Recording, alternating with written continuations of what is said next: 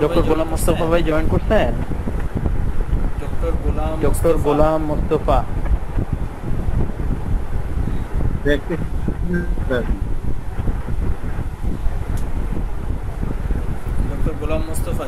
Golam Mostafa join করছেন?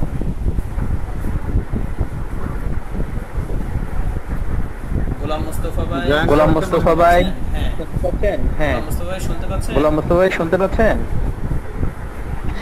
জি জি ভাই, আমি একটু বাইরে ছিলাম, খুব দ্রুত বলতে ঢুকছি। আচ্ছা, ক্লাস আমার কথা শোনা যাচ্ছে? হ্যাঁ, আপনার কথা শোনা যাচ্ছে। আপনি ক্লাস শুরু করেন। একজন ভাইকে স্বেচ্ছায় যদি একজন ভাই কোরআন তেলাওয়াত করতে চায় তাহলে আমাদের জন্য ভালো হয়। এরকম করে আপনি জাস্ট শুরু করেন। আমাদের ডক্টর ওমর ফারুক ভাইকে দেওয়া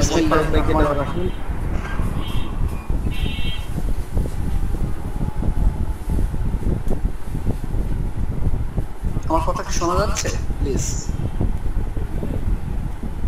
শোনা যাচ্ছে।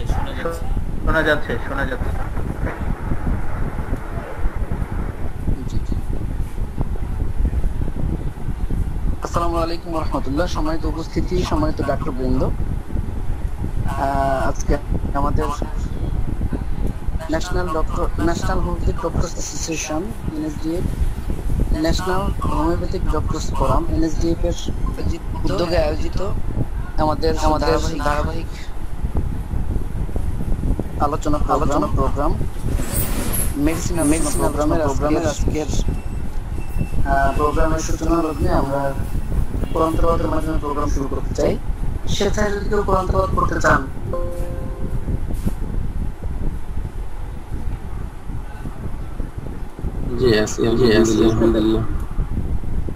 জি নাম বলবেন প্লিজ। ওমর ফারুক খান। জি ধন্যবাদ।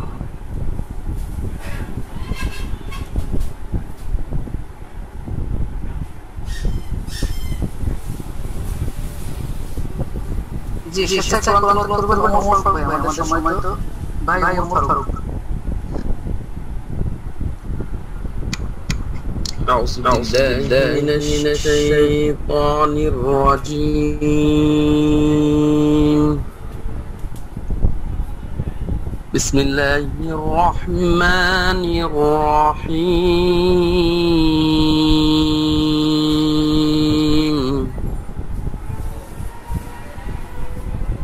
ألهاكم التكاثر حتى زرتم المقابر كلا سوف تعلمون ثم كلا سوف تعلمون كلا لو تعلمون علم اليقين لترون الجحيم ثم لترونها عين اليقين ثم لتسألن يومئذ عن النعيم صدق الله العظيم.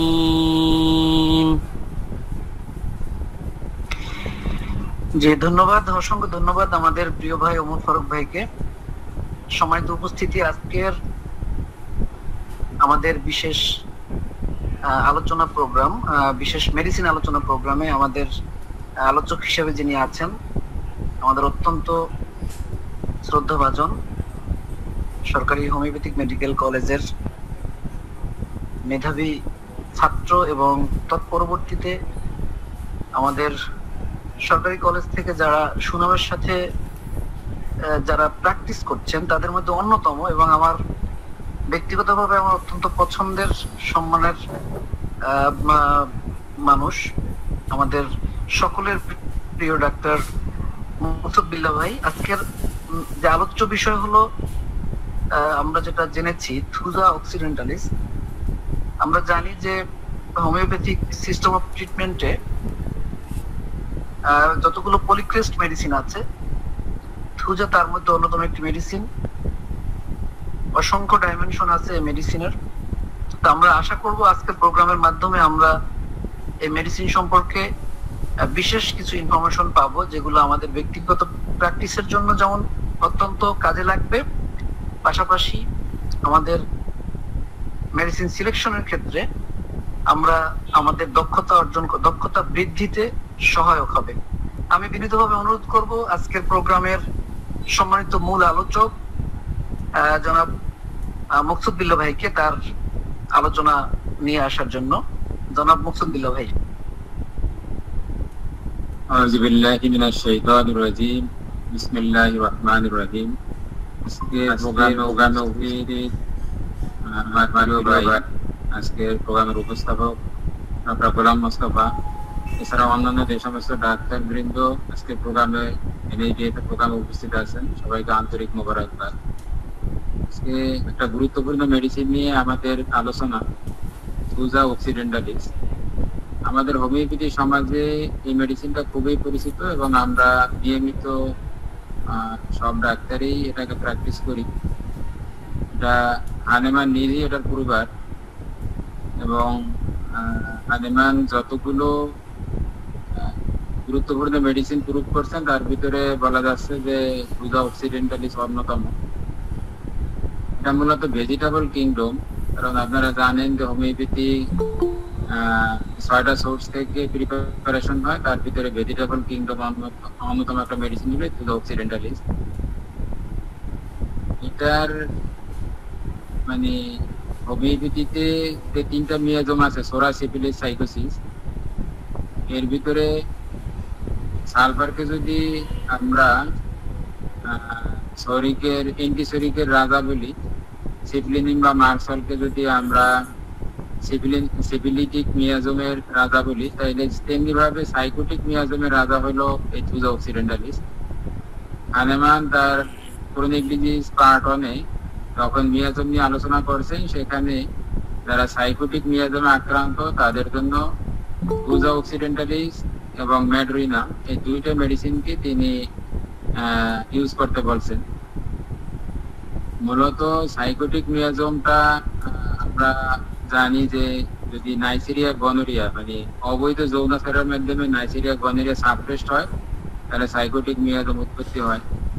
কিন্তু হানেমানের সময়ে এই থুজা অক্সিডেন্টালিসের আসলে অনেক কিছু হানেমান বলে গেছেন, কিন্তু অনেক কিছু মনে আছে যে ক্লিয়ার হওয়া যায়নি। এরকম একটা আমি যতটুকু স্টাডি করছি, কারণ হানেমানের সময় এখানে সিমটম ছিল মোটামুটি 600 কিছু অধিক। পরবর্তীতে বিভিন্ন পূর্বরা যখন গ্রুপ করছেন, সেখানে প্রায় 3500-এর উপরে সিমটম অলরেডি থুজা অক্সিডেন্টালিসের পাওয়া গেছে। তার মানে বোঝা গেল যে অনেক সিমটমেই হানেমানের সময় ওই সময় ক্লিয়ার হওয়া যায়নি বা বের হয়ে আসে নাই, পরবর্তী বিভিন্ন পূর্বের মাধ্যমে বের হয়ে আসছে। থুজা অক্সিডেন্টালিস এটা স্বাভাবিকভাবেই আমরা চিন্তা করি যে যদি কারো গনোরিয়া হয়, মানে অবৈধ যৌনাচার করে, এবং সেই জার্ম যদি সাপ্রেসড হয়, তাহলে সাইকোটিক মিয়াজম উৎপত্তি হবে, আমরা থুজা অক্সিডেন্টালিস ইউজ করব। কিন্তু আসলে থুজার যেই উৎপত্তির ঘটনা সেটা একটু ভিন্ন। সেটা একটু বলি যে হানেমানের কাছে একদিন একজন লোক, উনি তখন থিওলজিতে পড়ে, থিওলজি মানে হলো ধর্মতত্ত্ব, ভালো মানসিকতার লোকই হবে।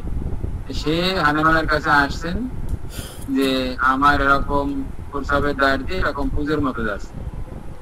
হানেমান যতটুকু ওই সময় জানতে পারছেন যে নাইজেরিয়া গনোরিয়া তাদের হয়, তাদেরই শুধু প্রস্রাবের ইউরেথ্রা দিয়ে এরকম ইউরেথ্রাল ডিসচার্জ বা পুজ বের হবে।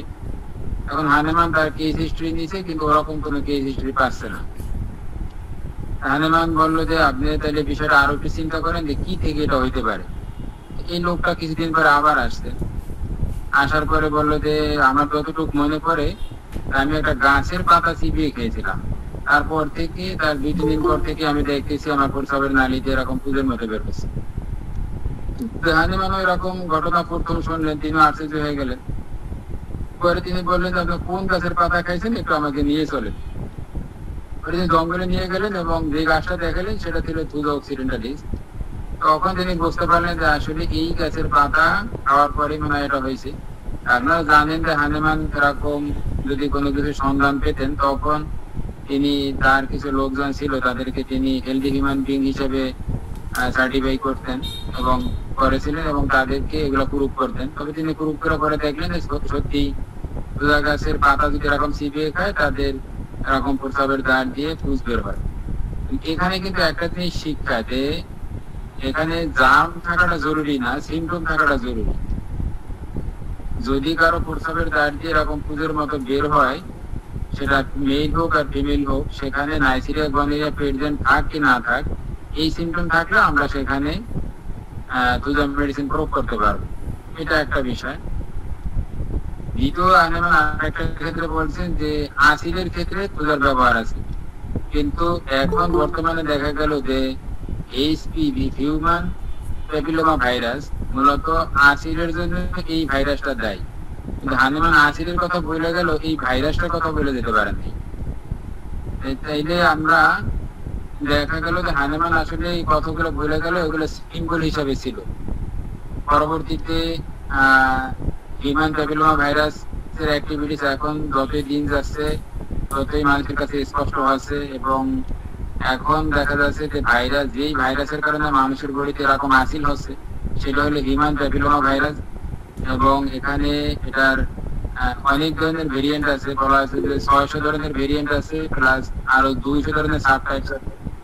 এর ভিতরে আবার 16 এবং 18 নাম্বার, এই দুইটা আবার ক্যান্সারও তৈরি করে, আর বাকিগুলোতে ক্যান্সার তৈরি করে না। কিন্তু তারপরও এটা খুবই ছোঁয়াছে এবং বাচ্চাদের, বড়দের সবারই এই ভাইরাসের কারণে আসিল হয়। আসিলের জন্য হানিমান মেডিসিন ফিক্সড করে দিয়ে গেছেন, কিন্তু মেডিসিনের আলোচনা করে গেছেন, কিন্তু কোন ভাইরাসের কারণে আসিল হচ্ছে সেই বিষয়টা সেখানে ক্লিয়ার করতে পারেননি। এটা গেল দুইটা পয়েন্ট। তৃতীয় পয়েন্ট হলো আমাদের সমাজে তুজাটা যে কারণে অ্যাভেলেবল আরেকটা জিনিস ইউজ হয়, এটা হলো ভ্যাকসিনেশন। আমাদের যতই দিন যাচ্ছে ততই এই বিভিন্ন টাইপের ভ্যাকসিন আবিষ্কার হচ্ছে এবং এই ভ্যাকসিনের সাইড ইফেক্টের কারণে যত ধরনের রোগ হচ্ছে অধিকাংশ ক্ষেত্রে তুজা ব্যবহৃত হয়। বলা হয় যে শুধুমাত্র যদি কারো একলামশিয়া দেখা দেয় অথবা নার্ভাস সিস্টেমের কোনো ডিসঅর্ডার যদি দেখা না দেয়, তাহলে সর্বক্ষেত্রে তুজাই ব্যবহার হবে। আর নার্ভাস সিস্টেমের ডিসঅর্ডার বা খিচুনি কারো দেখা দিলে সেই ক্ষেত্রে সাইলেসি ইউজ হবে। এরকমই ফেরিংটন আইডিয়া দিছে। আমাদের সমাজে একটা জিনিস হলো যে যতই দিন যাচ্ছে তুজা রোগী বাড়তেছে, যতই দিন যাচ্ছে তুজা রোগী আমরা নিজেরাই তৈরি করতেছি, আমাদের সমাজ তৈরি করতেছি। সেটা কিরকম, যে যারা অধিক পরিমাণে কফি খায়, অধিক পরিমাণে চা খায়, এই চা কফির মাধ্যমে যে সমস্ত মাথা ঘুরানি হোক, শরীর কষা হোক, বিভিন্ন ধরনের খারাপ লাগা হোক, এই যত ধরনের সমস্যা হোক, রাত্রে ঘুম আসে না, এক একদিনের এক এক ধরনের অভিযোগ, এই সাইড ইফেক্ট গুলো কাটানোর জন্য আমাদেরকে তুজা দিতে হয়। এবং অনেকেই যতই দিন যাচ্ছে স্মোকিং এর মাত্রা বাড়তেছে, এই স্মোকিং এর সাইড ইফেক্ট কাটাইতো তুজার ইউজ আছে। এর পরবর্তীতে হলো আমি যখন অ্যালার্জি অ্যাজমার উপরে পোস্ট গ্রাজুয়েশন করি, তখন আমার মনে পড়ে যে ক্রুকন ডগলাসের সেকেন্ড ভলিউম, সেখানে চাইল্ডের রেসপিরেটরি সিস্টেমের উপর একটা আলোচনা ছিল। সেখানে দেখা গেল যে ক্রুকন ডগলাস নিজে আলোচনা করছেন যারা যে সমস্ত বাচ্চাদেরকে ছোটবেলা ভ্যাকসিন দেওয়া হয় এদের বডিতে আইজি লেভেল বাড়ে। আইজি লেভেল বাড়াটার মানেটা হলো যে তার বডিতে অ্যালার্জিক টেন্ডেন্সি বাড়া এবং এই সমস্ত খাবার দাবারের প্রতি সে সেন্সিটিভ। এইগুলো সে খাওয়ার সাথে সাথে হাইপার অ্যাক্টিভ হয়ে যায়, কারো হাসি শুরু হয়, কারো কাশি শুরু হয়, কারো চুলকানি শুরু হয়। এখন একটা মানুষ জন্মগত ভাবে আমরা অনেক সময় হিস্ট্রি পাই না যে তার বাবার অ্যালার্জি ছিল, তার মায়ের অ্যালার্জি ছিল, অথবা জেনেটিক্যালি কোনো হিস্ট্রি পাই না, কিন্তু এই লোকটা দেখা গেল যে ব্যক্তিগত ভাবে তিনি অ্যালার্জিতে আক্রান্ত হচ্ছে। আপনারা জানেন যে অ্যালার্জি, অ্যাজমা, একজিমা এগুলো আমরা বলি যে মামাতো খালাতো ফুফাতো ভাই, একজনের হইলে আরেকজনের হয়ে যায়। এবং এগুলো autoimmune disease, atopic disease, vertical disease, genetical disease, historical disease, এক একদিন এক এক ভাবে করে নামকরণ করে। তো বাস্তবতা হয়েছে এগুলো জেনেটিক্যালি না আসলেও আমরা আজকে যে বিভিন্ন ভাবে ভ্যাকসিন গুলো দিচ্ছি, ভ্যাকসিনের কারণে আমরা মূলত এগুলো দ্বারা আক্রান্ত হচ্ছি। বর্তমান সমাজে কোভিড ভ্যাকসিন দেওয়ার কারণে অনেকেই অ্যালার্জিতে আক্রান্ত হচ্ছেন, অনেকেই বিভিন্ন ধরনের চুলকানি, শ্বাসকষ্ট, কাশি, আইবিএস বিভিন্ন ধরনের রোগে ভুগতেছেন। কিন্তু আমাদের এইগুলোর জন্য হানেমান মেডিসিন দিয়ে গেছেন তুজা, কিন্তু সেই সময় কিন্তু এত ভ্যাকসিন ছিল না। এইগুলো বললাম একটা প্রেক্ষাপট। আরেকটা প্রেক্ষাপট হলো আমাদের এখান থেকে একটা বিষয় শিক্ষণীয় আছে যে আমাদের যে এই নাইজেরিয়া গনোরিয়া আমরা যে আক্রান্ত হই, এটার একটা কারণ হলো যে যারা মূলত অবৈধ যৌনাচার করে, অবৈধ যৌনাচারের মাধ্যমে এই ধরনের ভিনারেল ডিজিজ গুলো ছড়ায়, এই ধরনের সেক্সুয়াল ট্রান্সমিটেড গুলো ছড়ায়। এই কারণে আমাদের রোগীরা আসলে একটা পরামর্শ থাকবে যে স্ট্রংলি পারিবারিক রিলেশন মেনটেন করা। একটা হলো যে ম্যারেজ তো করতেই হবে, এর পাশাপাশি বিয়ের পরও অনেকে বিভিন্ন ভাবে করে এরকম অবৈধ যৌনাচারে আক্রান্ত হয়ে যায় বা এইদিকে ধাবিত হয়। তাদেরকে পরামর্শ দিতে হবে যে কোনোভাবে অবৈধ যৌনাচারে যাওয়া যাবে, এটা জেনে তাদের কি ধরনের সমস্যা হবে।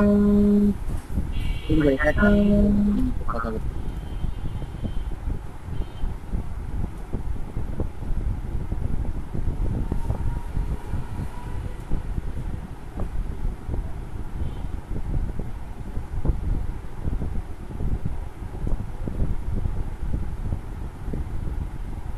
মুফতিদুল্লাহ ভাই কি শোনা যাচ্ছে না?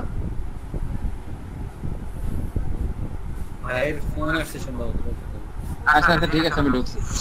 এটা হলো কিছু প্রেক্ষাপট বললাম। এরকম আরো অনেক কারণ আছে, যে সমস্ত কারণগুলোতে আমরা তুজা রোগী যতই দিন যাচ্ছে ততই বাড়তেছে এবং তুজা রোগী অ্যাভেলেবেল তৈরি হচ্ছে। কারণ আমাদের সমাজে ভ্যাকসিনের পরিমাণ, বিশেষ করে মেয়েদের দেহে তো সেই ছোটবেলা 6টা ভ্যাকসিন তো দেয়, তারপরে আবার 3টা টিটি দিতে হয়। এরপরে এই যে এইচপিভির জন্য ভ্যাকসিন আবিষ্কার হয়েছে, এরপরে এই যে করোনা আসলে ভ্যাকসিন দিতে হয়। কিন্তু এই মেয়েদের ঘরেই তো বাচ্চা হয়, সুতরাং এই মায়ের রক্ত বাচ্চার দেহে যাচ্ছে।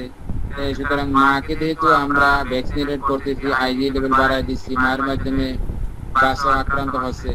সেই ক্ষেত্রে আমরা প্রেগনেন্সি অবস্থায় তুজার একটা ইউজ অ্যাভেলেবেলই আমরা করি।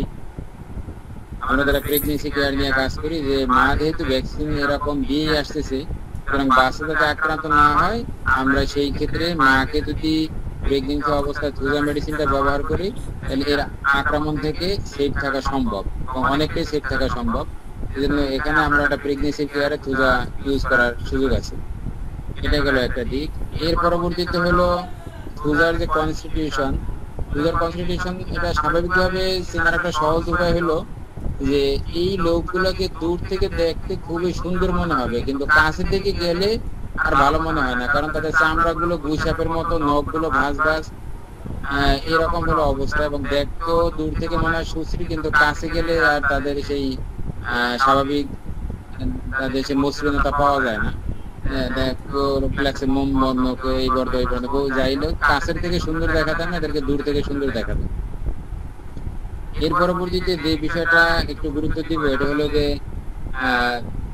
হানেমান এখানে গনোরিয়া আক্রান্ত বা সাইকোটিক মেয়াদে আক্রান্তের ক্ষেত্রে 2টা মেডিসিনকে গুরুত্ব দিয়েছেন, একটা হলো ম্যাড্রিনাম, একটা হলো তুজা।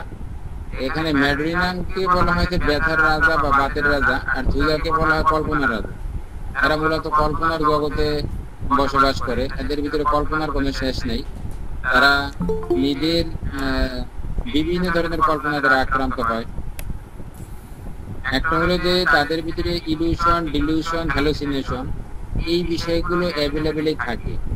আমরা জানি যে ইলিউশন হলো যে একটা জিনিস বাস্তবে আছে, কিন্তু এটাকে নিয়ে সে অতিরঞ্জিত কল্পনা করে, এটাকে বলা হয় ইলিউশন। যেমন একটা দড়ি, এই দড়িটাকে নিয়ে সে সাপের মতো কল্পনা করলে, এটাকে নিয়ে ভয়ঙ্কর কিছু চিন্তা করলো, এটাকে সে অন্যভাবে করে দেখলো, স্বাভাবিক স্টাইলে দেখলো না, এগুলোকে বলে ইলিউশন।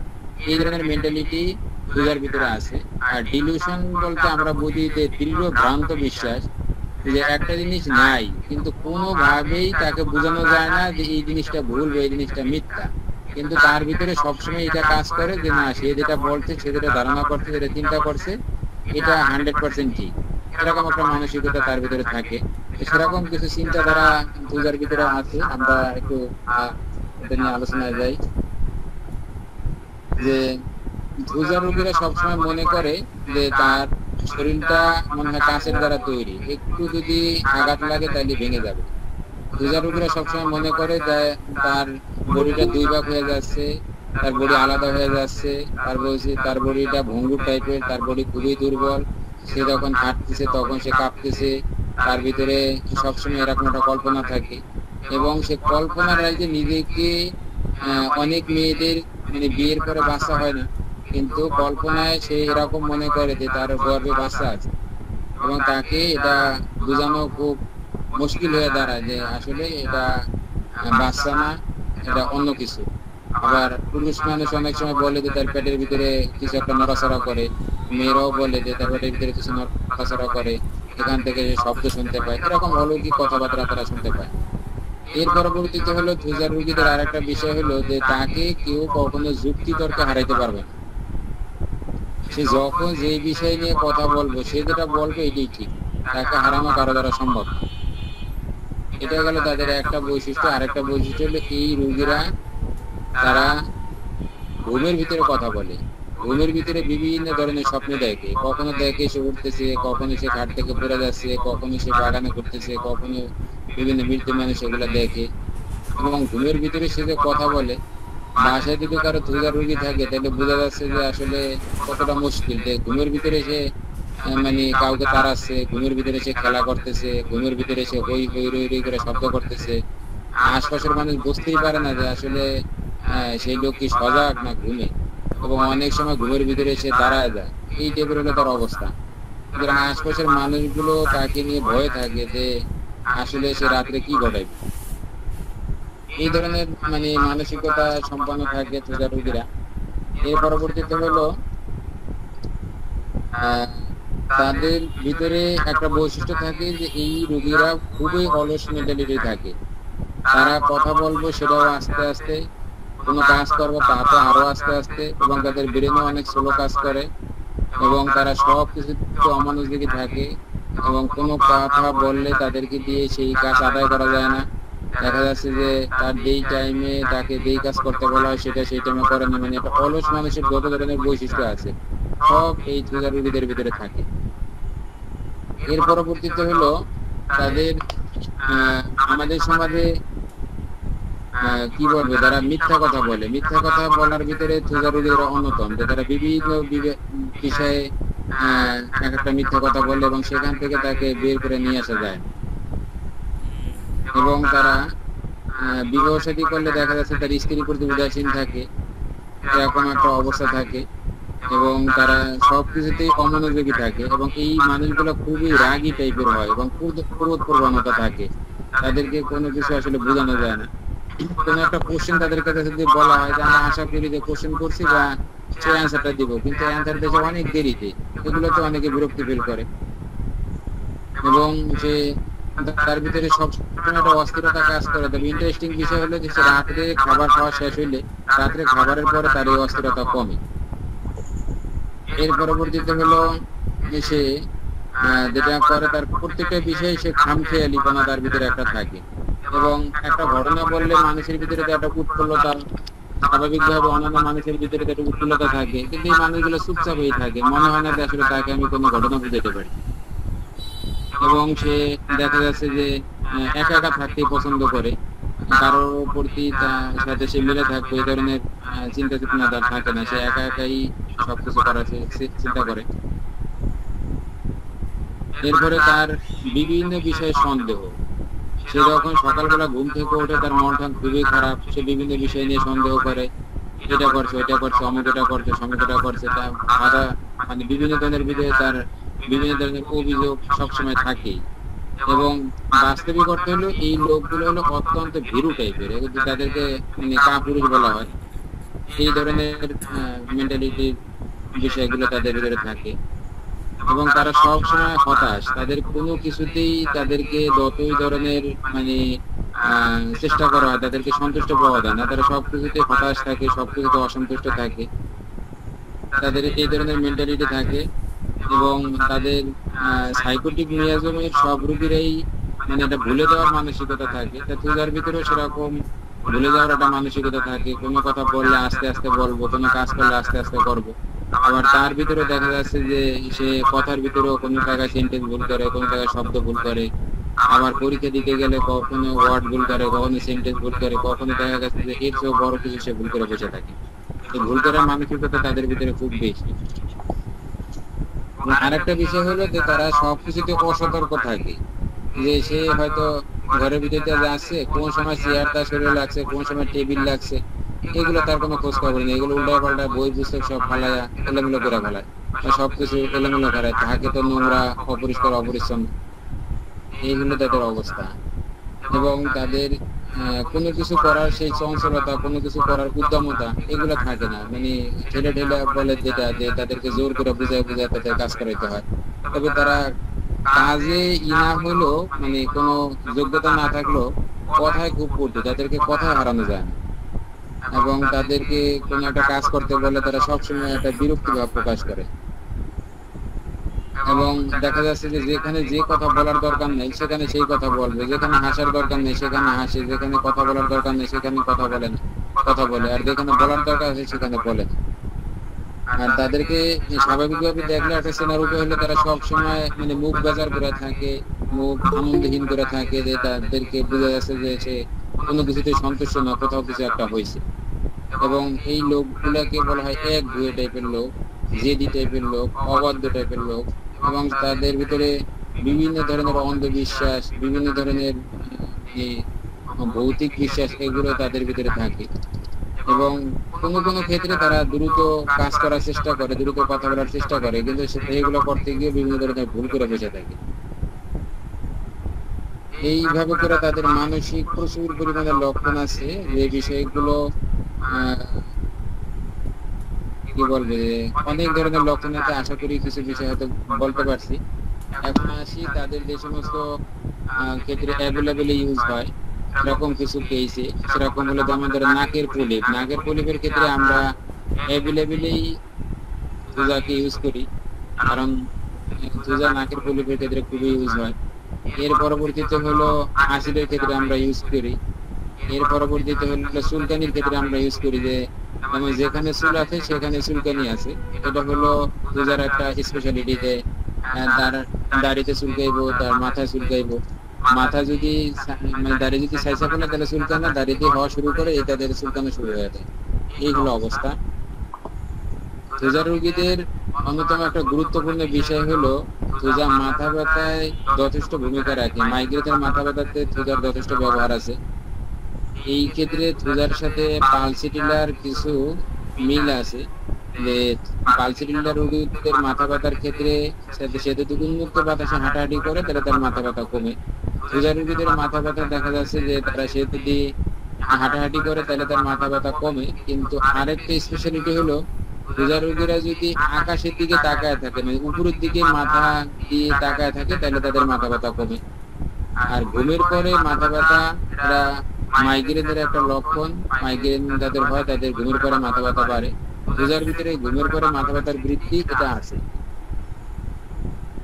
এর পরবর্তীতে হলো তুজা যেহেতু ইউরিনারি ট্র্যাক্টের মাধ্যমে আবিষ্কার হয়েছে বা এই জায়গা দিয়ে তার উৎপত্তি, এখানে সে যে সমস্ত কার্যকলাপ গুলো করে, যে ফ্যালোপিয়ান টিউবে ব্লক তৈরি করা, স্ট্রিকচার তৈরি করা, এর পরবর্তীতে হলো কিডনিতে সিস্ট তৈরি করা, এর পরবর্তীতে জরায়ুতে বিভিন্ন ধরনের টিউমার তৈরি করা, এগুলোর ক্ষেত্রে আমরা অ্যাভেলেবেলই তুজার বিভিন্ন ব্যবহার পাই।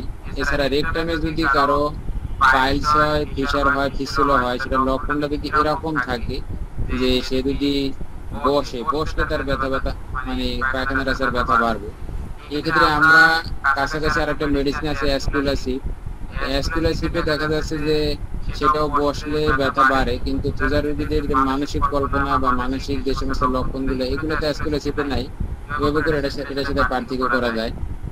এর পরবর্তীতে হলো থুজার ঘামের ক্ষেত্রে কিছু স্পেশালিটি আছে যে সাধারণত আমরা পোশাক পরলে পোশাকের ভিতরের অংশ ঘামায়, কিন্তু থুজার ক্ষেত্রে দেখা যাচ্ছে যে সেটার উল্টা, যে তাদের আনকভারিং পার্টে ঘামায়, যে যেই অংশটা ঢাকা থাকলে ঘাম হওয়ার কথা সেটা না ঘামায়, যে অংশটা ওপেন আছে খোলামেলা আছে সেই অংশ ঘামায়। এর পরবর্তীতে আরেকটা স্পেশালিটি হলো যে আমরা জানি যে সাইলেশিয়াতে যেটা হয় হাতের তালু পায়ের তালু ঘামায়, কিন্তু থুজার ক্ষেত্রে দেখা যাচ্ছে যে তাদের হাতের তালুটা পরিমাণে বেশি ঘামায় পায়ের তালুর চেয়ে। এই ধরনের অনেক ধরনের লক্ষণ আছে এবং থুজার রোগীরা যদি সবসময় হাঁটাচলার ক্ষেত্রে মনে করে যে তারা শূন্য অবস্থান করতেছে। আমি কিছুদিন আগে একটা পেশেন্ট পাইছিলাম, বিদেশে আসছিল, যে সে পিজির নার্স, পুরুষেই, কিন্তু সে বলতো যে আমি যখন দাঁড়ায় আছি তখন মনে হয় না যে আমি মাটিতে দাঁড়ায় আছি, মনে হয় যে আমি শূন্যে ভাসতেছি, অথবা দাঁড়ানো থেকে কখনো সামনে পড়ে যাচ্ছি, পিছনে পড়ে যাচ্ছি, বা ডানে বামে পড়ে যাচ্ছি। আমার আসলে বিশ্বাস করতে কষ্ট হয় যে আমি স্বাভাবিকভাবে মাটিতে দাঁড়ায় আছি। আমার ভিতরে এই একটা জিনিসের কারণে আমি আসলে অনেক কাজই করতে পারিনি।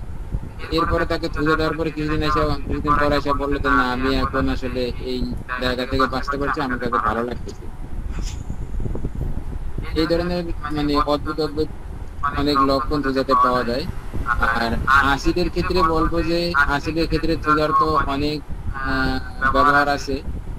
আসিদের ক্ষেত্রে আমাদের সমাজে যারা স্কিন স্পেশালিস্ট অনেক সময় আছে আসিলকে উপরে থেকে কাটা দেয়। এই বিষয়টা হানেমান নিষেধ করছেন, কিন্তু তারপর আমাদের সমাজে প্রচলিত, অনেকে মেডিসিন দিয়ে পুড়িয়ে দেয়, অনেকে কাটা দেয়, ইদানিং দেখছে অনেকে নাকের কলিকে পুড়িয়ে দেয়। এই সমস্ত বিষয়গুলো তো কোনোভাবেই ঠিক না। তবে এইগুলোর পরবর্তীতে আবার কিছুদিন পরে আসিল হয়। তা আমরা থুজার যে 3টা কারণ বলছিলাম, একটা হলো মানে গনোরিয়া সাপ্রেস বা গনোরিয়া জার্ম সাপ্রেস, আর একটা হলো যে ওয়ার্ডস সাপ্রেস, আর একটা হলো ভ্যাকসিনেশন। এই ওয়ার্ডসটা সাপ্রেস হয় মূলত এই যে বিভিন্ন মেডিসিন দিয়ে পুড়ে দেওয়া হয় অথবা কাইটা ফেলানো হয়, এই বিষয়গুলো সাপ্রেস হয়ে যায়। কারণ হানেমান এগুলো কাটতে নিষেধ করছেন এই কারণে যে হিউম্যান প্যাপিলোমা ভাইরাসের কারণে যে শুধু হোয়াটসঅ্যাপে বিষয়টা এরকম না, অনেক সময় আছে যে অনেক ধরনের কঠিন রোগের আলামত এই থুজা থেকে পাওয়া যায়। আপনারা যদি হাটিসন্স মেথড পড়েন সেখানে দেখবেন যে হাটিসন বলছেন যে যাদের আঙুলে আসিল হয় তাদের ভবিষ্যতে খাদ্যনালীতে ক্যান্সার হবে, এই ক্যান্সারের পূর্ব আলামত হিসেবে তাদের হাতের আঙুলে আসিল হয়। সুতরাং এই সমস্ত বিষয়গুলো যদি আমরা করে ফেলাই, ওটাকে কি বলে, আগে কাইটা ফেলাই, তাইলে পরবর্তীতে তো বোঝা যায় না আসলে ভবিষ্যতে লোকটার কি হইতো। এই হলো বিষয়। আর এই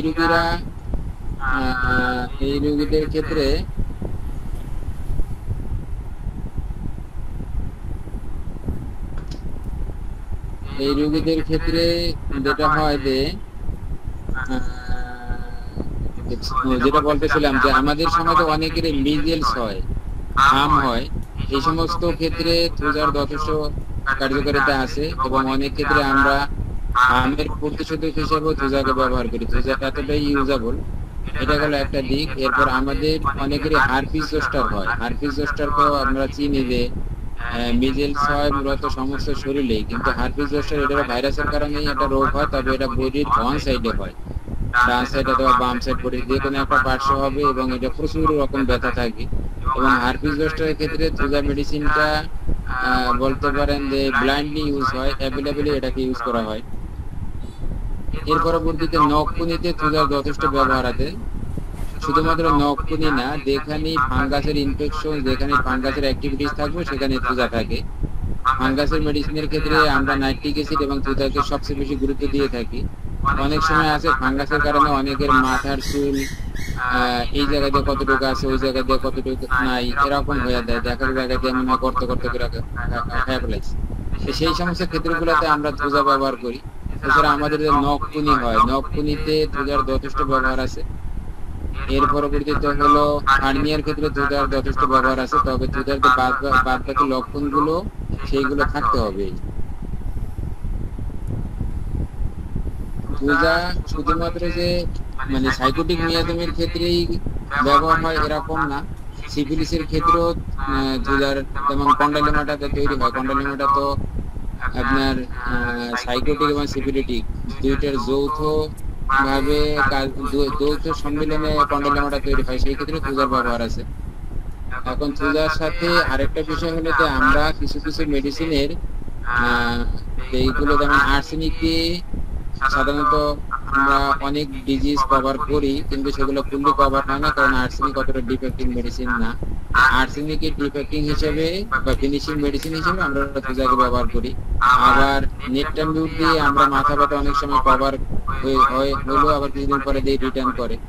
আবার নেটটামিউটের চুলকানিও যদি এরকম বারবার ফিরে আসে, সেই ক্ষেত্রে ফিনিশিং হিসেবে থুজা মেডিসিন ব্যবহার হয়।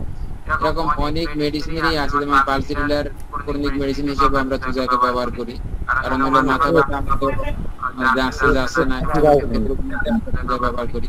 এরকম থুজার আসলে মাল্টিপল ক্ষেত্রে ইউজ আছে।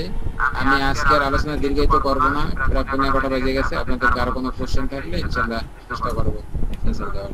আসসালামু আলাইকুম।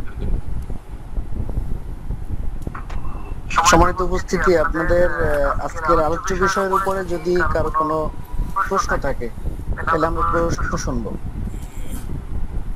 হ্যান্ড রাইজ করে প্রশ্ন করতে পারেন।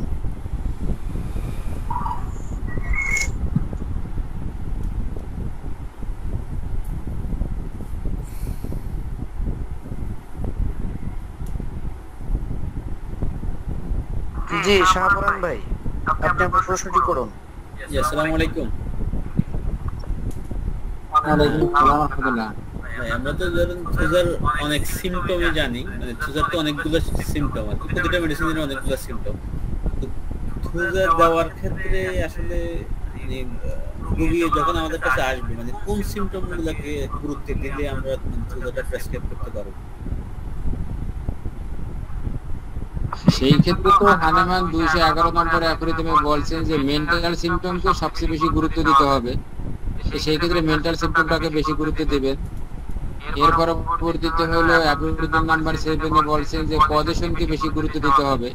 সেই সময় আবার দেখবেন এর পজিশনের একটা মিল আছে কিনা। আর হানেমান অ্যালগরিদম নাম্বার 5 এ মূলত 7টা পয়েন্টকে ক্রনিক ডিজিজ ট্রিটমেন্টের ক্ষেত্রে বেশি গুরুত্ব দিয়েছেন।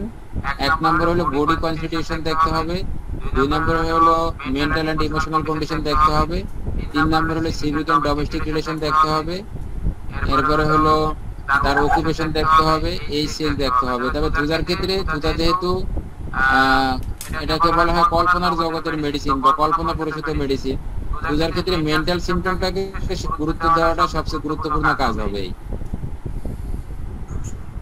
ধন্যবাদ। আচ্ছা, এই প্রশ্নটার উত্তরে আমি একটু কথা বলতে চাই, সুযোগ পেলে বলবো। জি জি প্লিজ বলুন।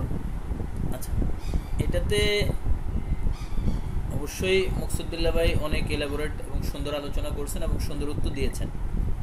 এখানে একটা ক্লাসিক থুজা ফিচার, মানে 3-4টা কথা থুজার জন্য থাকতে হবে, ঠিক আছে। 1 নাম্বার হচ্ছে কিউটেনিয়াস ওয়ার্ডস, আঁচিল হলো থুজার সিলেকশনের ক্ষেত্রে একটা গুরুত্বপূর্ণ আমাদের পয়েন্ট। 2 নাম্বার বিষয় হচ্ছে ফ্যামিলি হিস্ট্রিতে গনোরিয়া অথবা তার পার্সোনাল হিস্ট্রিতে গনোরিয়া, ফ্যামিলি অর পার্সোনাল হিস্ট্রিতে গনোরিয়া। আর 3 নাম্বার বিষয় হচ্ছে ড্রিমস অফ ফলিং, মানে স্বপ্ন দেখে যে সে পড়ে যাচ্ছে। মোটামুটি এই 3টা বিষয় হচ্ছে একটা থুজার পেশেন্টের জন্য একটা ক্লাসিক ফিচার। এর বাহিরে মুকসুদুল্লাহ ভাই যেটা বলছে 7 নাম্বার অ্যাফোরিজমে যে কজেশনের কথা, সেখানে কজেশন থেকে বেশ কিছু বিষয় চলে আসে, বিশেষ করে ভ্যাকসিনেশন সহ আদার্স বিষয়গুলো আসে। তো এই 3টা বিষয় অনেকেই বলছেন, আমি এটা এছাড়া আরও কিছু বিষয় থাকে। তার হচ্ছে পেলভিক, মানে ইনফ্লামেটরি ডিজিজের মহিলাদের ক্ষেত্রে একটা বিষয় থাকে। তারপর হচ্ছে সে নিজের প্রতি খুবই ডিসগাস্টেড ফিল করে, আত্মবিতৃষ্ণা বা extreme sense of self disgust. এই 4-5টা পয়েন্ট থুজার মধ্যে মোটামুটি পাওয়া যাবে, থুজার পেশেন্টের মধ্যে যদি আমরা খুঁজে বের করতে পারি আর কি। আর আদার্স মেন্টাল সিমটমসগুলো সাথে অবশ্যই মিলিয়ে নিতে হবে আর কি। এটা জাস্ট একটু যুক্ত করলাম। জি ধন্যবাদ। ওমর ফারুক, আপনি আপনার প্রশ্নটি করুন প্লিজ।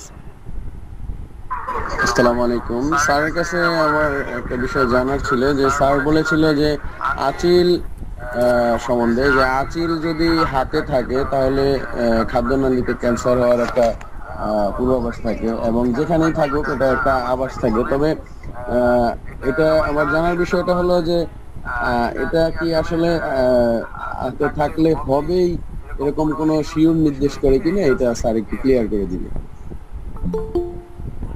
ধন্যবাদ আপনার প্রশ্ন করার জন্য। এখানে বিষয়গুলো হয়েছে যে ভিতরে যে সমস্ত ঘটনাগুলো ঘটে তার বাহ্যিক একটা আলামত বাইরে বোঝা যায়।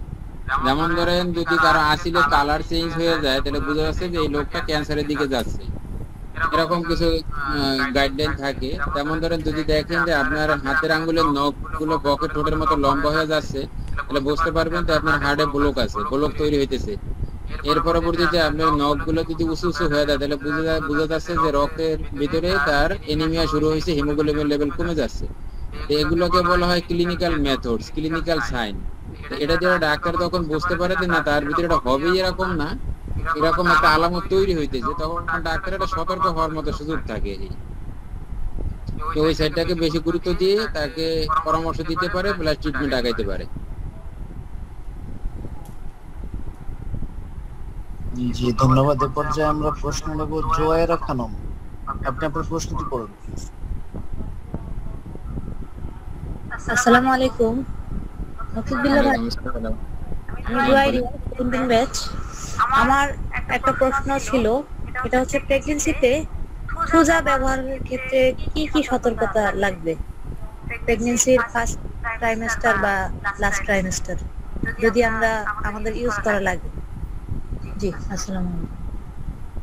আচ্ছা ঠিক আছে, ধন্যবাদ। আমরা আসলে প্রেগন্যান্সি কেয়ার নিয়ে দীর্ঘদিন যাবত কাজ করেছি, আমাদের কিছু অভিজ্ঞতা আছে।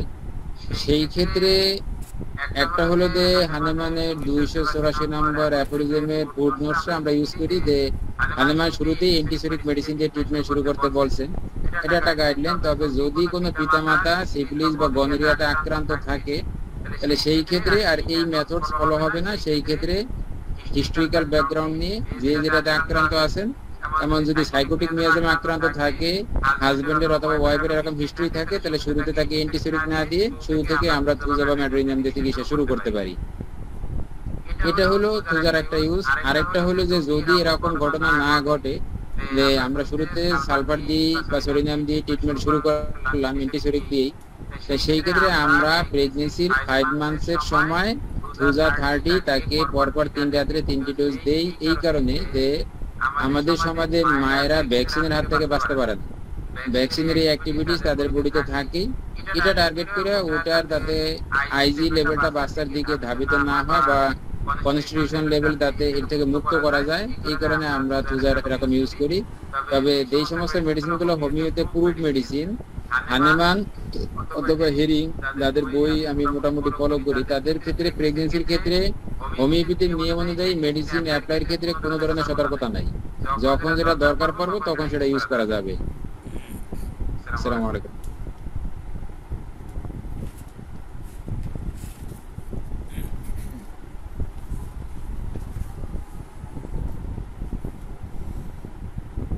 জি আমরা এই পর্যায়ে প্রশ্ন নেব ডক্টর আকবর হোসেন।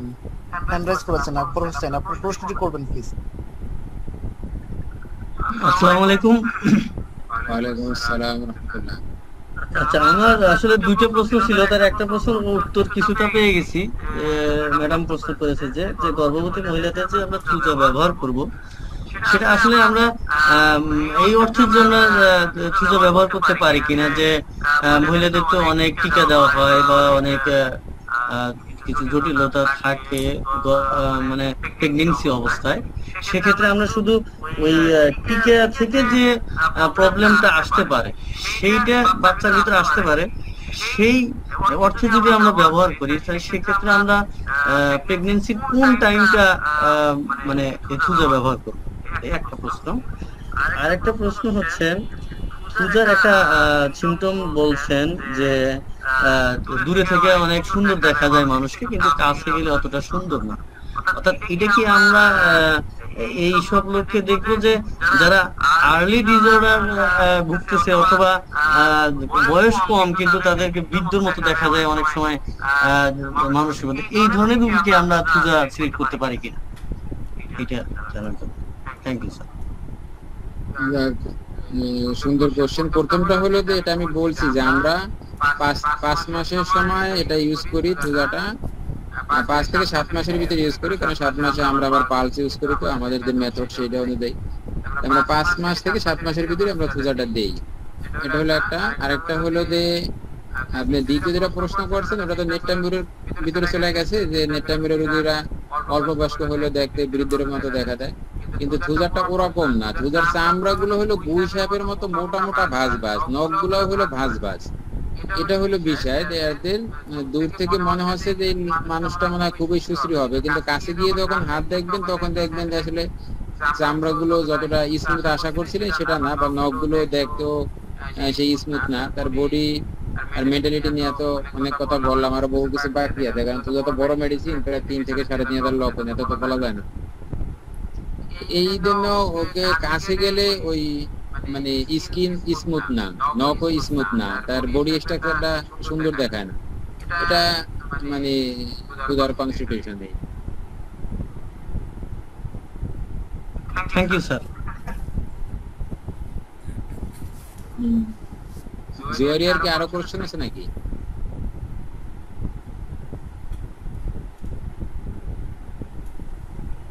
কোশ্চেন করব? আর কারো কোশ্চেন আছে? জি আর কারো কোনো প্রশ্ন আছে কিনা প্লিজ আপনি? জি, আসসালামু আলাইকুম স্যার। একটা কথা বলতে চাই স্যার। একটা কথা বলছেন যে আমাদের দেশে বা আমরা যারা শহর অঞ্চলে বসবাস করে তাদের জন্য যেমন বেশিরভাগ চা কফি বা বিভিন্ন পানীয় দ্রব্য যারা বেশি সেবন করে তাদের ক্ষেত্রে বলছিলেন যে যে কোনো ট্রিটমেন্ট করার সময় আমরা থুজা ব্যবহার করতে পারি বা এরকম কিছু নাকি?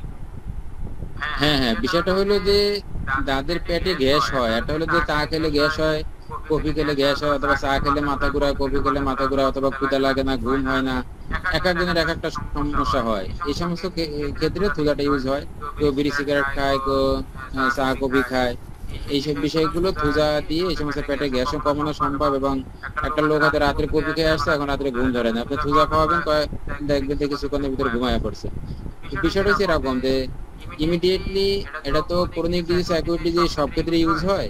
এরকম চা কফি কেউ যদি খায়, হঠাৎ করে অনেকেই আছে যেটা সহ্য করতে পারে না, বাধ্য হয়ে হয়তো খাইলো, অথবা আজকে কফি বেশি খেয়ে ফেলাইছে, নির্বাচন আইলে অনেকে বেশি খায়, এক জায়গায় গেলে বেশি খায়, এরকম হলে আপনি থুজাটা ইউজ করলে রোগীটা ইমিডিয়েটলি দেখবেন স্বাভাবিক হয়ে যেতে পারবে।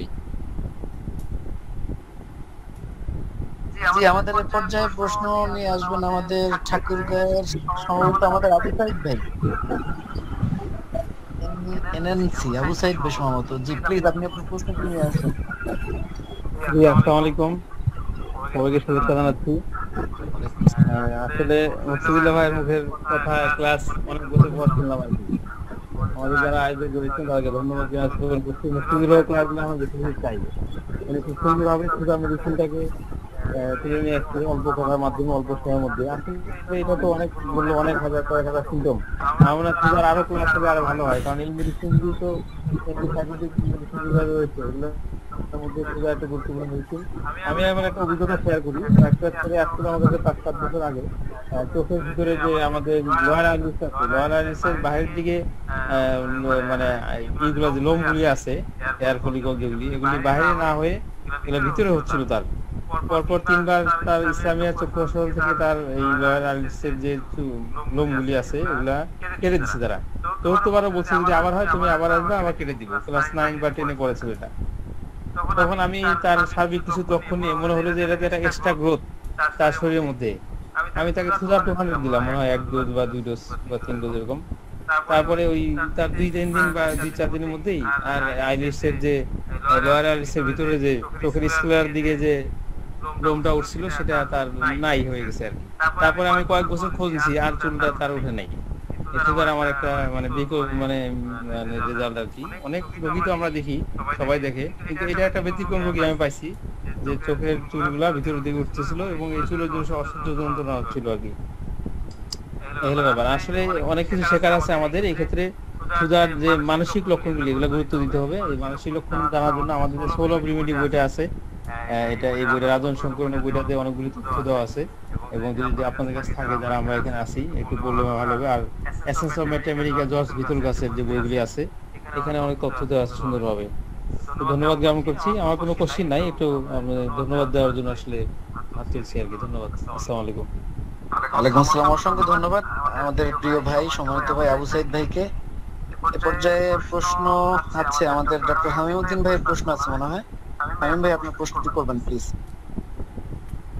আসসালামু আলাইকুম রাহমাতুল্লাহ। আসসালাম। কিছু বিষয়ে একটু ক্লিয়ার হওয়ার প্রয়োজন মনে করছিলাম আর কি।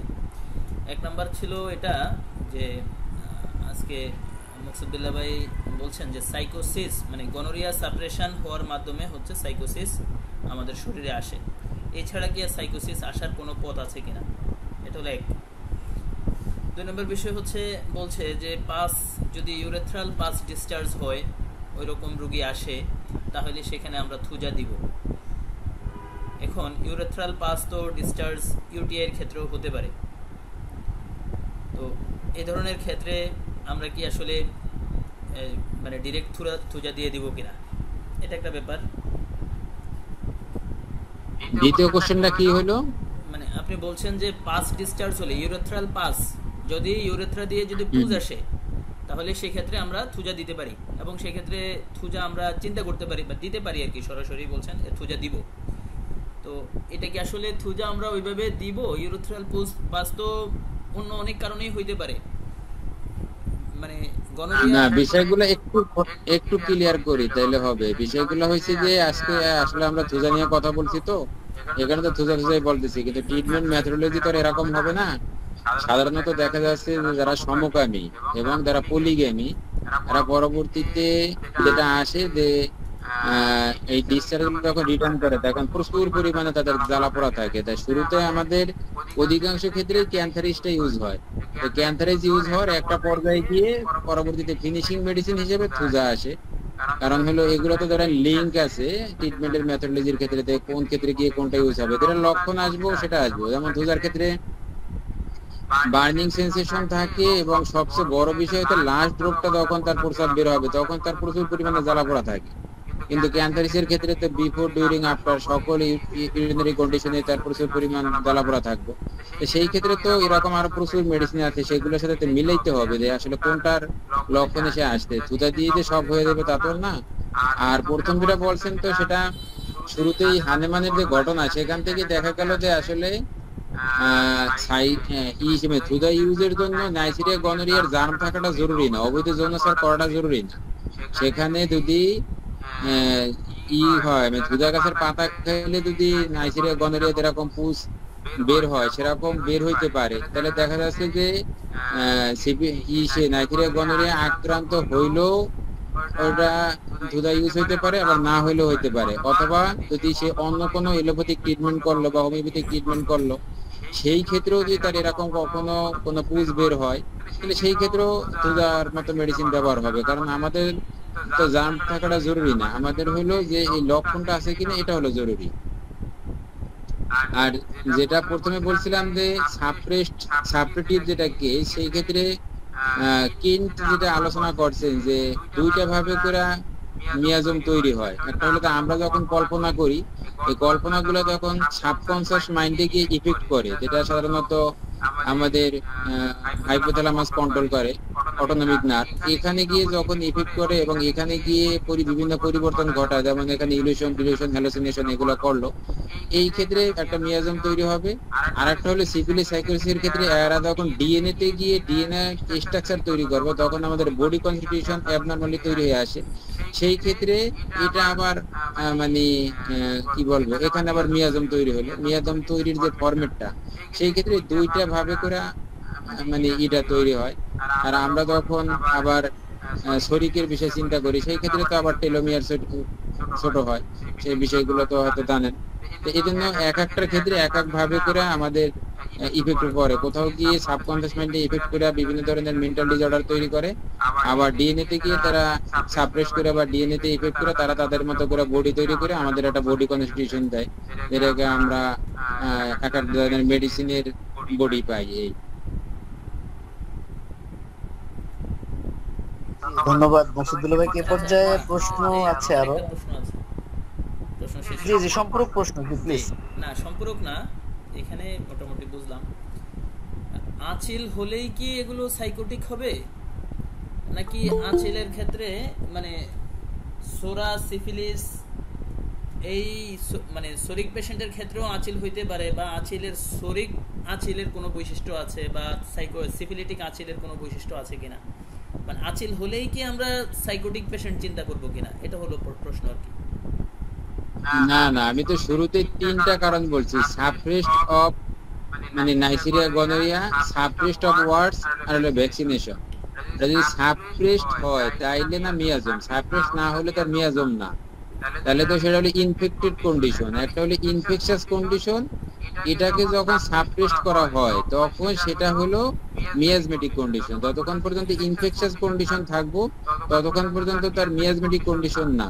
যেমন এইচপিভি ভাইরাস, দেখা গেছে যে মায়ের বডিতে আসিল আছে, বাচ্চাকে মা কোলে নিছে, মায়ের দেহ থেকে বাচ্চার দেহে আসিল হয়ে গেল, এটা তো আপনার দরকার নেই, সুজা দরকার নেই। এখানে দেখা যাচ্ছে যে অন্য একটা মেডিসিন দিয়ে, আর্সেনিক দিয়েও আপনি কভার করে দিতে পারেন, কারণ সেই ক্ষেত্রে তো এত বড় মেডিসিন ইউজ করা দরকার পড়ে না, ওটাতে মিয়াজম লেভেল যায় নাই।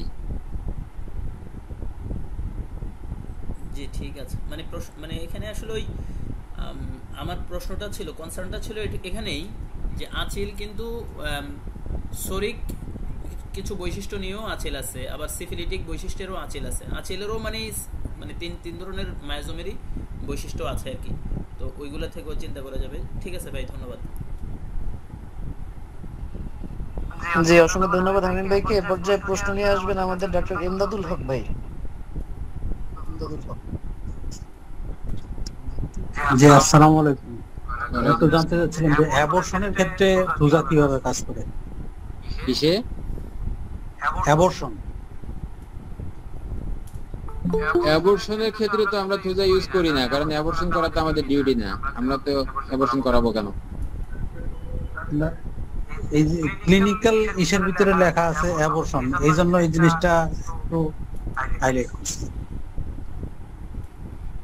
বিষয়টা হলো এটা কি অ্যাবর্শন ঘটানোর উদ্দেশ্যে তো আসলে আমরা কখনো হোমিওপ্যাথিক মেডিসিন ইউজ করি না।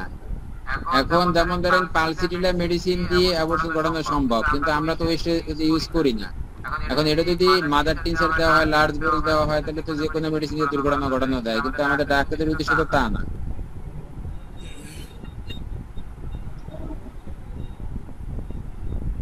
মুসাদুল্লাহ ভাই, এখানে এটা কি এমন নাকি যে থ্রেটেন্ড অ্যাবর্শনের জন্য বা অ্যাবর্শন হয়ে যাওয়ার ঝুঁকি আছে, এরকম কোন কিছুর ক্ষেত্রে মেডিসিন ইউজের কথা বলা হচ্ছে, এরকম কিছু প্রশ্ন নাকি? একটু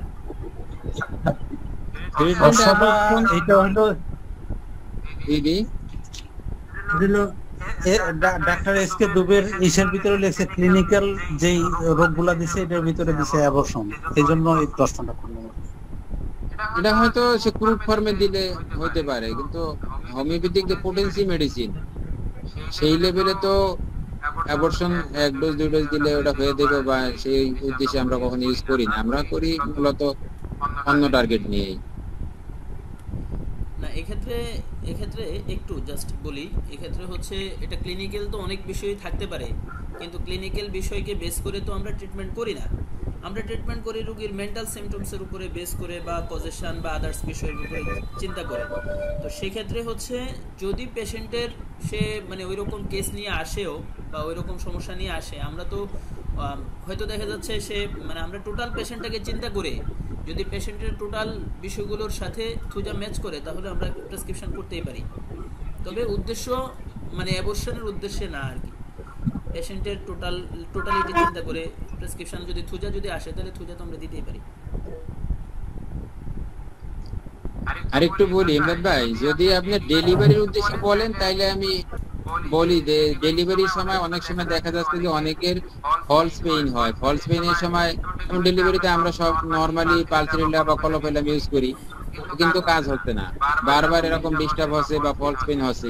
এই ক্ষেত্রে আমরা হিস্ট্রি নেই যে মায়ের অথবা বাবার কোনো সাইকোটিক ডিসঅর্ডার ছিল কিনা বা ওই ধরনের মেন্টালিটি বা ওই ধরনের কার্যকলাপ তারা করছে কিনা।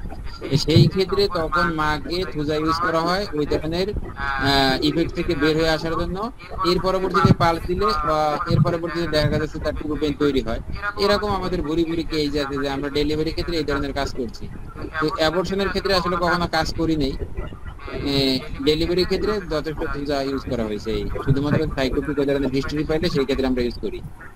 এখানে বিল্লা ভাই সরি আমি আবার আরেকটু জি ধন্যবাদ। একটু বলি, সেটা হচ্ছে ওই অ্যাবর্শনের বিষয়টা এরকম হতে পারে আর কি, যেটা আপনি বলছেন আমার কাছে মনে হয় এখানে হচ্ছে এরকম যে পেশেন্টের মানে যে গনোরিয়ার সাপ্রেশনের হিস্ট্রি বা গনোরিয়ার বিষয়গুলো ছিল বা এগুলো থাকার কারণে তার অ্যাবর্শন হয়ে যাচ্ছে, কনসিভ করছে বাট বারবার অ্যাবর্শন হয়ে যাচ্ছে, এরকম বিষয়গুলো হয়তো আছে।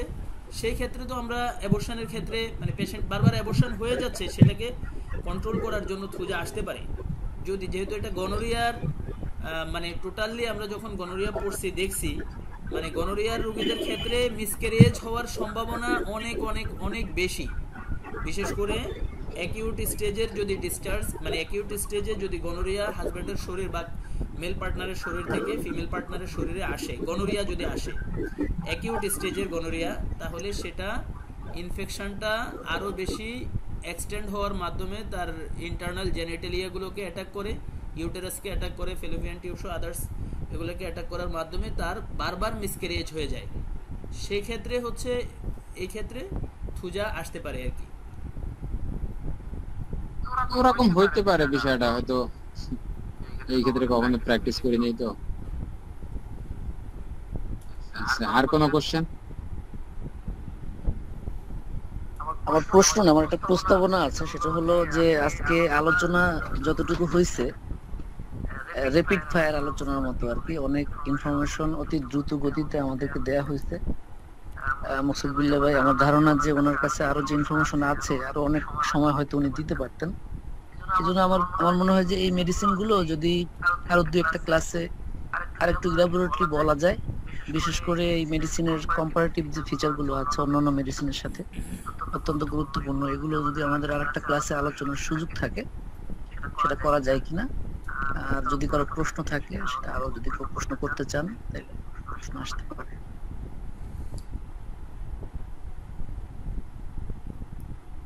আমিন ভাইকে উদ্দেশ্য করে বলছি মেডিসিনের ব্যাপারে আরো দু একটা ক্লাস নেওয়া যায় কিনা। এই ক্ষেত্রে বিল্লাহ ভাইকে বলবো যে আসলেই এই গোলাম মোস্তফা ভাইয়ের পরামর্শটা খুবই ইম্পর্টেন্ট, কারণ হচ্ছে থুজার মেন্টাল সিমটমস গুলো বিস্তারিত আলোচনা হয় নাই।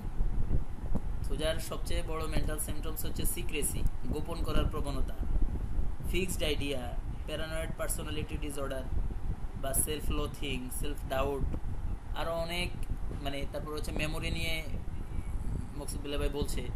এই বিষয়গুলো আরো বিস্তারিত আলোচনা করলে আমাদের জন্য আরেকটু সুবিধা হয়। আর এগুলো যদি হেড টু হেড ডিসকাশন হয়, যেমন ফিক্সড আইডিয়ার যতগুলো মেডিসিন আছে এগুলো প্রত্যেকটার ক্যারেক্টারিস্টিক্স কেমন হবে, আবার থুজার সাথে যেমন মেডোরিনামের মানে মিক্সচার হয়ে যাওয়ার অনেক সময় সম্ভাবনা থাকে, থুজা এবং মেডোরিনাম কোনটা কোন সময় আসতে পারে, এসব বিষয়গুলো নিয়ে অবশ্যই মানে ডিসকাশনের বিষয় থাকে। নাইট্রিক অ্যাসিডের সাথে থুজার পার্থক্য আসতে পারে।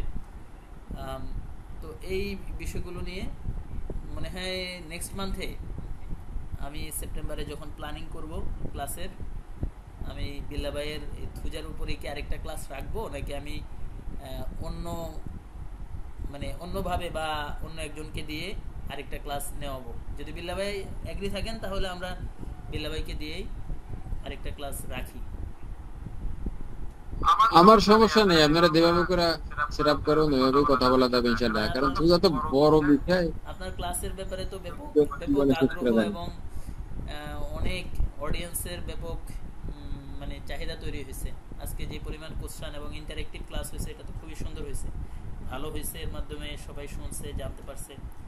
আমার মনে হয় যে নেক্সট ডে থুজার উপরে আরেকটা ক্লাস থাকবে ইনশাআল্লাহ। আচ্ছা, অডিয়েন্স যেভাবে চায় শুধুমাত্র আমাকে জানাবেন, তো অডিয়েন্স যেভাবে চায় আমরা ওইভাবে বলতে পারবো, সমস্যা নেই। ইনশাআল্লাহ।